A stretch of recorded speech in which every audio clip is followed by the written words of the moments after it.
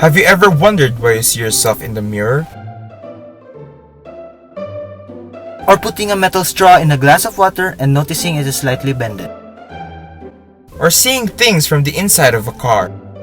Or when you use a flashlight to a darker object is a little dimmer compared to a lighter object. So these scenarios are related to the behaviors of light. Because of light, we can see things. Like in an X-ray scanner, we can see objects inside the bags. Seeing things through sunlight, seeing things through nighttime with the use of light bulbs. Helping the process of photosynthesis by which it helps the light energy converted to chemical energy. But we're not getting there. We'll focus on how the light interacts with the objects into our eyes. And that type of behavior falls under the topic called Optics.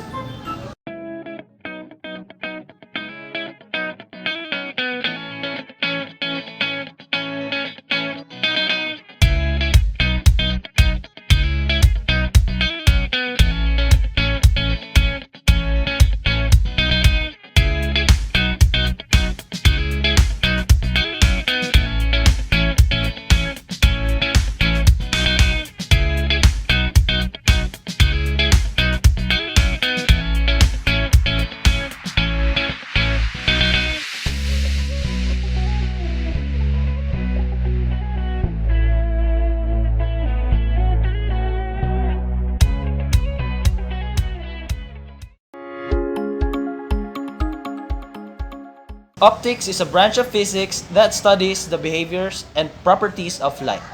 So let's see this diagram first. This diagram is part of law of reflection in geometric optics. It is when a ray of light is reflected by some angle by a barrier in its pathway. This diagram shows that it is reflected with the same angle in respect to normal ray.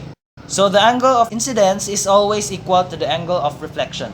Let's say for an instance, when you flash a laser through the surface of water, you can see the angle of incidence as it was directed to the surface. And that directed point of the surface is called the normal ray, and it deflects the angle that gives the angle of reflection. But what about light passes through water? Let's also see the underwater. Some of the light was absorbed, some of the light was transmitted. However, the angle of transmitted light is slightly bent, and that falls under refraction. The angle of incidence passes through the surface and it was slightly bended. The angle of refraction passes by an object or light is lesser than the angle of incidence. So this law of refraction is also termed as Snell's law. Snell's law is the refractive index 1 sine theta is equivalent to refractive index 2 sine theta, as the refractive index is equal to velocity of light in a vacuum, which is 3 times 10 raised to the power of 8 over the velocity of light in a medium. The following are the refractive index constraints depending of the object.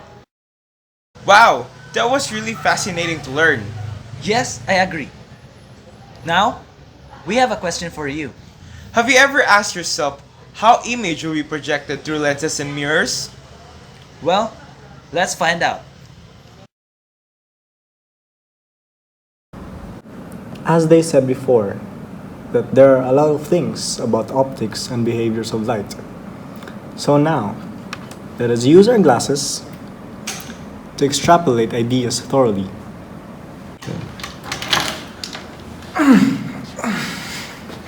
So there are two types of spherical lenses, spherical mirrors, and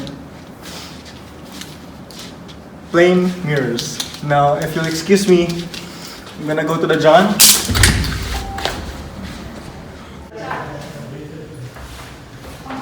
Okay, I guess we got at a bad time. Now today, we're going to talk about the thin lens equation. The thin lens equation, there are two lenses that you need to be familiar with. The convex lens, also known as the converging lens, and the concave lens, also known as the diverging lens. Notice that the convex lens is much more thicker than the diverging lens. There are things that you need to keep in mind. The focal length of the converging lens is positive, while the diverging lens is negative. Now the focal point is half of the radius of the curvature of the lens.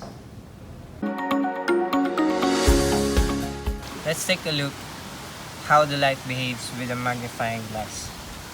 Now if you put the magnifying glass at this distance, you can see that the light converges at a certain point.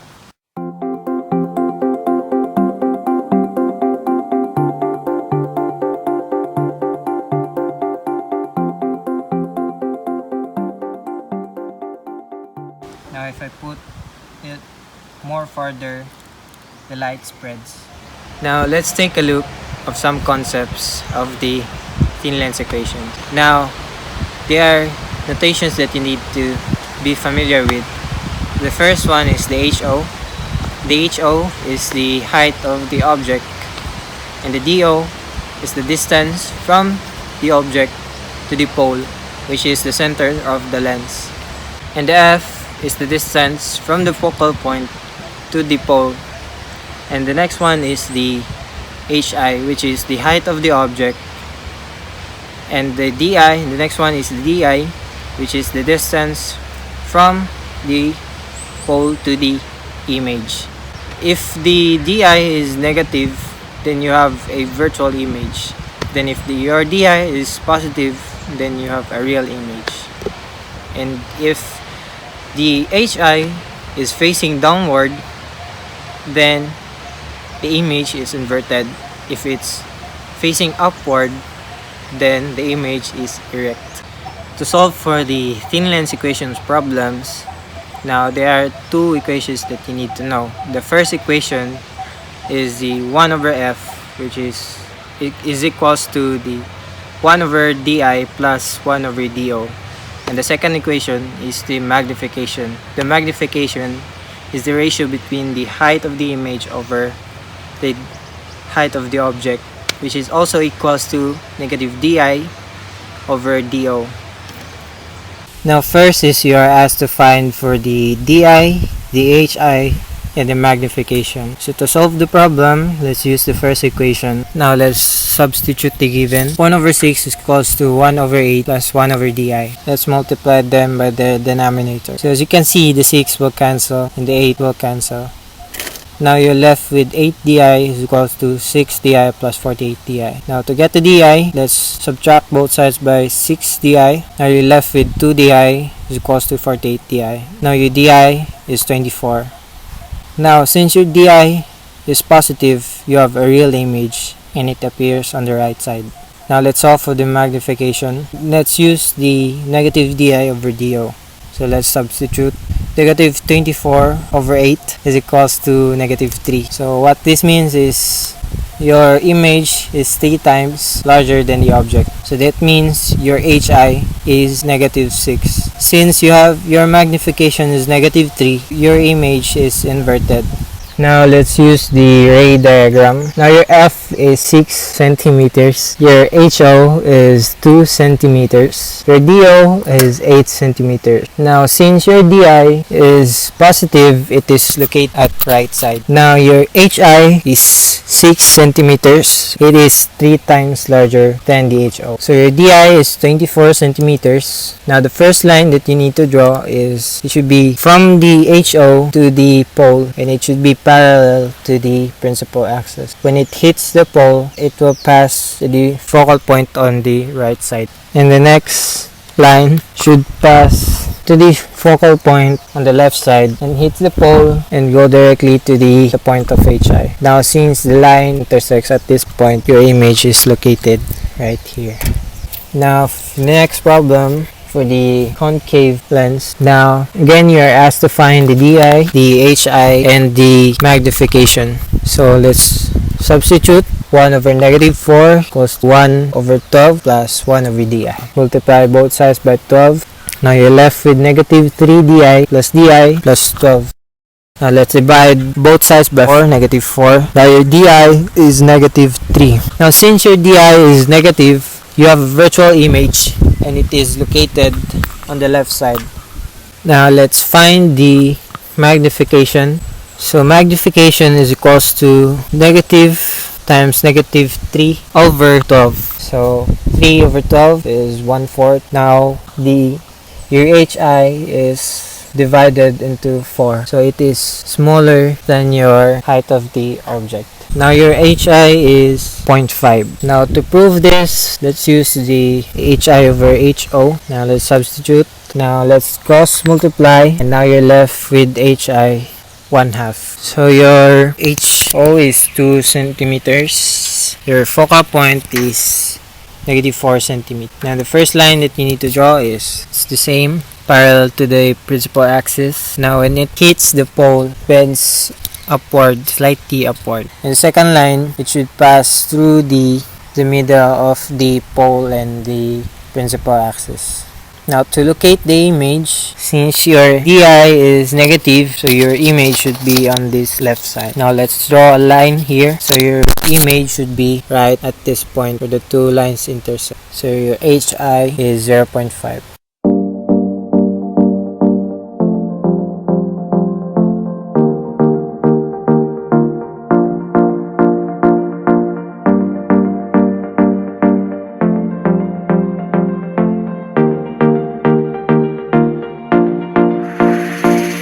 Now we are done with lenses. Now what if we are dealing with mirrors? Have you ever wondered how the image are reflected? How lights behave in mirrors? Now in mirrors, there are two types of mirrors: spherical mirror and the plane mirrors. That will be discussed with the next engineer. So the first is the spherical mirrors. So in spherical mirrors, there are two: the convex mirror and the concave mirror. In these mirrors, they have in the same sphere, wherein the convex mirror is an outward mirror, meanwhile the concave mirror is an inward mirror. So let's now see the properties of image in between the spherical mirrors.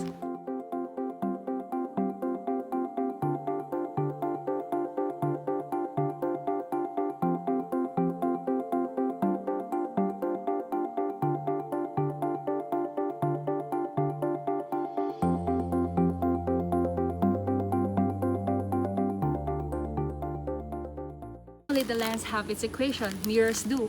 So the mirror's equation is 1 over f is equal to 1 over di plus 1 over do. And also the magnification is the height of the image over the height of the object is equal to negative di over do. We have the focus is 8 centimeter, the distance of the object is 10 centimeter, 12 centimeter, center of curvature, the height of the object is 3 centimeter. So we are required to find the di, the hi, and the magnification. So first, we will use said equation as 1 over f is equal to 1 over di plus 1 over do. So now we will plug in the given. So we will transpose 1 over 10 to the left side to isolate the 1 over di. So we will have 1 over 4 over 1 over di. So we will do the cross multiply. So we have di is 40 centimeters. So it means the distance of the image from the pole is 40 centimeters. So now we will have the magnification. We will use the formula hi over ho is equal to negative di over do. So to get the hi, we have this formula. So we will isolate hi, so we will transfer the ho to the right. So hi is equal to negative di over do multiplied to, so plug in the given. So we have hi is negative 12 centimeter. So this means that when we say negative, it is inverted. So now we will find the magnification. Also, we will use either we can use the proportion of hi over ho or the negative di over. So the answer is negative 4. So it means that this, regardless of the sign, the magnification is 4 times larger than the original. So now we will see in the concave mirror diagram. So let's see the diagram that the distance of C is 12 and the focus is 8 cm. And we will place the distance of the object as 10 cm with a height of 3 cm. So let's connect from the upper hand parallel to the principal axis. Second is we will intersect it to the focal point until it reaches to the mirror and intersects the mirror. Where the lines of the ray diagrams will intersect, it is where the form of your image inverted, which is negative 12 cm. We are given the focus is negative 4, the height of the object is 3, and the distance of the object is 10 cm. Notice that the focus is in negative sign, so it is a convex mirror. So let's plug in the given as negative 1/4 is equal to 1 over 10 plus 1 over di. Negative 1/4 minus 1 over 10 is equal to negative 7 over 20. So the answer is negative 20 over 7 centimeter, or approximately 2.86 centimeter. Now we will get the height of the image. So let's plug in the given. HI is equal to 6 over 7 centimeters or approximately 0.86 centimeters. So let's do the magnification. I use the HI over HO proportion. So 6 over 7 over 3 is 2 over 7 or 0.29. So it is shorter than the height of the object. So we'll see the convex mirror diagram. Let's draw a line that is parallel to the principal axis. We can connect it slanting to the focal point. This follows the law of reflection wherein the angle of incidence is equal to the angle of reflection. Where the line intersects, it shows is the height of the image wherein 6 over 7 centimeter. It is slightly 2 over 7 difference from the height of the object. So for further understanding, we will show you a simulator of convex and concave diagrams. So, okay guys, I'm back. So I think they have already discussed spherical mirrors and lenses. So let us go to the easiest one, which is the plane mirrors. As we all know, that the plane mirror follows the law of reflection, in which the angle of incidence follows the angle of reflection. The object is equidistant to the image in respect to the mirror. Okay, let's have an example in which Mr. Angelo is observing himself in the restroom. For simpler explanation, let's see this in a diagram. So here we see Mr. Angelo looking at the mirror at 45 degrees, and we call this 45 degrees as theta sub 1.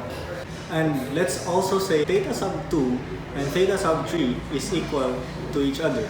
And we can find theta sub 2 perpendicularly to theta sub 1. And theta sub 3 is equal. Here we know that there is 90 degrees in one quadrant. So the other angle of this side is also 45 degrees. Then we know that triangle, there is 180 degrees. So we find the remaining attracting 180 degrees by 45, and then the combination of theta sub 2 and theta sub 3, which is 90, and the result will be 45 degrees. In all, this sums up to 180 degrees. This is another example of Angelo checking out shoes in the mall. In this case, the mirror is slanting. So let's say that the angle is slanted 45 degrees. And Mr. Angelo is looking 60 degrees with respect to the negative x-axis towards the mirror.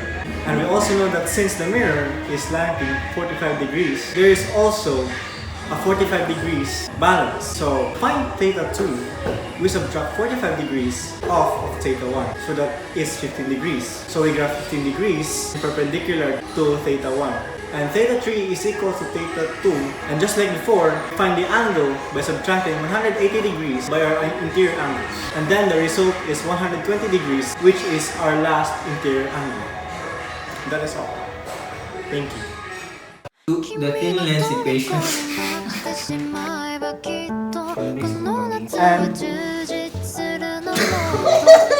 So now, let us use our SA again. How? Things. Objects pala. Tama, sorry. Oh, no, eh. Hayaan mo na, Len. Hayaan mo na, Len. Okay lang. Okay. So I guess he's got... nakalimot ko. Oh my god, it's so out! We go.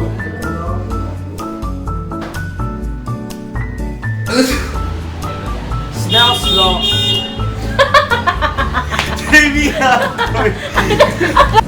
Ako coffee, taghulutan ni Kim.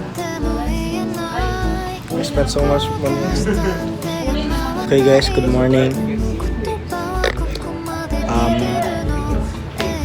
Thin lens equation. The converging lens, also known as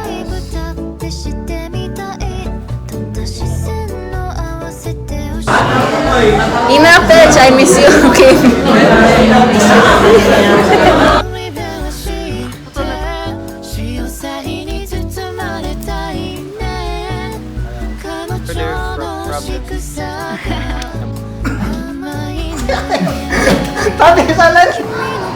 Gigo na, iga.